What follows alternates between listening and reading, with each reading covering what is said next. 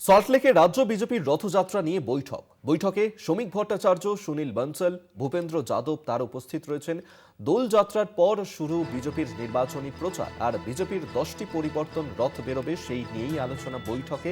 ইতিমধ্যেই সেই বৈঠক শুরু হয়েছে এবং রাজ্য বিজেপির পরিবর্তন রথযাত্রা নিয়েই এই বৈঠক সল্টলেকে। সেখানে রাজ্য বিজেপির এই বৈঠক চলছে, যেখানে উপস্থিত শ্রমিক ভট্টাচার্য, সুনীল বনসল, ভূপেন্দ্র যাদবরা। দোলযাত্রার পর শুরু বিজেপির নির্বাচনী প্রচার এবং বিজেপির 10টি পরিবর্তন রথ বেরোবে সেই সংক্রান্ত বিষয় নিয়েই আলোচনা হয় বৈঠকে। রাজ্য বিজেপির পরিবর্তন রথযাত্রা নিয়ে বৈঠক সল্টলেকে, সেখানেই বিজেপির এই বৈঠক এবং এই বৈঠকেই উপস্থিত রাজ্য বিজেপি সভাপতি শ্রমিক ভট্টাচার্য, রাজ্যের সাধারণ সম্পাদক সহ এ রাজ্যের পর্যবেক্ষক সুনীল বনসল, নির্বাচনী 2 পর্যবেক্ষক ভূপেন্দ্র যাদব, বিপ্লব দেব, রাজ্যসভার বিজেপি সাংসদ সুধাংশু দ্বিবেদী। এবং মূলত দোলযাত্রার পর থেকেই শুরু হয়ে যাবে বিজেপির নির্বাচনী প্রচার। তার জন্য তারপর বিজেপির এই পরিবর্তন রথ বেরোবে সেই নিয়েই আলোচনা বৈঠকে।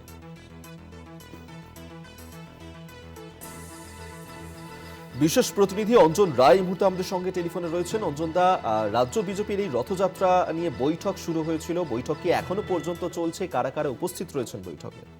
দেখো, এখনো চলছে, রাজ্য দপ্তরে হচ্ছে না, 5 নম্বর সেক্টরে সল্টলেকের একটা 5 হোটেলে হচ্ছে।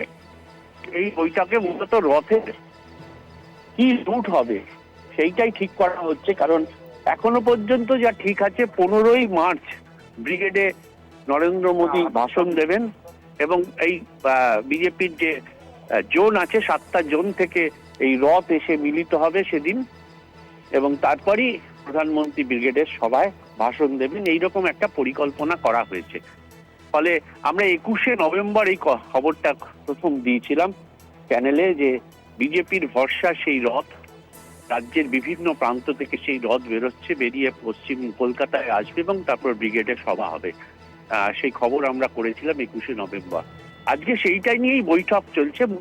মূলত রুট ঠিক হচ্ছে, কোন রুটে এই রথগুলো আসবে। সব রথকেই পৌঁছতে হবে 14 তারিখ রাতের মধ্যে। ফলে সেই ছকটা করতেই আজকে মূলত বৈঠকে বসেছেন বিজেপির নেতৃত্ব।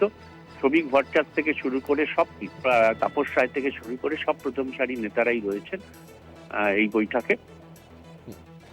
বৈঠক চলছে, দেখা যাক রুট কি কোনটা নির্ধারিত করে, পরে বোঝা যাবে। একেবারেই আমাদের নজর থাকবে এই বৈঠকের দিকে। আপাতত ধন্যবাদ। বিশেষ প্রতিনিধি অঞ্জন রায় আমাদের সঙ্গে টেলিফোনে ছিলেন।